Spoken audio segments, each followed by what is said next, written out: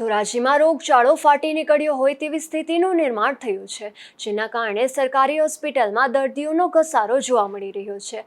ખાસ કરીને તાવ અને કમળાના દર્દીઓમાં વધારો જોવા મળી રહ્યો છે. ધોરાજીમાં સિવિલ હોસ્પિટલમાં દર્દીઓની સંખ્યા વધી રહી છે. આ વિસ્તારમાં તાવ અને કમળાના દર્દીઓની સંખ્યામાં અચાનક વધારો જોવા મળી રહ્યો છે. તો ધોરાજીમાં પાણીજન્ય અને મચ્છરજન્ય રોગચાળાએ પણ ફરી એકવાર માથું ઉંચક્યું છે. ગત મહિને સિવિલ હોસ્પિટલમાં કમળાના કુલ 7 કેસ નોંધાયા હતા, ત્યારે જુલાઈની શરૂઆતથી અત્યાર સુધી કમળાના 10 દર્દીઓ અને ટાઇફોઇડના 4 જેટલા દર્દીઓ નોંધાયા છે. હું ડોક્ટર જયેશ વસેટિયન એસડીએચ ધોરાજી ખાતે અધિક્ષક તરીકે ફરજ બજાવું છું.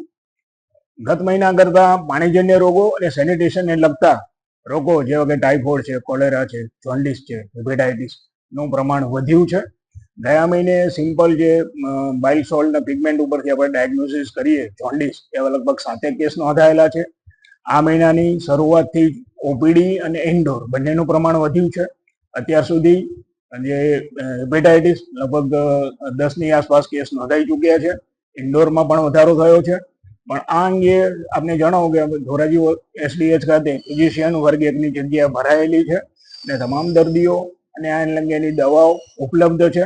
સારવાર બરાબર મળી રહે છે. ઓપીડીમાં કેટલો વધારો? ઓપીડીમાં લગભગ 10% જેટલો વધારો કહી શકાય. જનરલ ઓપીડી અને ફિઝિશિયન ઓપીડી દરરોજ કેટલા અંદાજે અમારે ઓપીડી લગભગ 500 દર્દી તમારો જૂના નવા થઈને મહિને લગભગ લાસ્ટ મંથમાં 22,000 જેટલી ઓપીડી અમારે નોંધાયેલી છે. તો રાંચી સિવિલ હોસ્પિટલમાં વાયરલ રોગચાળાના દર્દીઓની સંખ્યામાં પણ વધારો જોવા મળી રહ્યો છે. દરરોજ લગભગ 500 જેટલા દર્દીઓ સારવાર અર્થે આવી રહ્યા છે.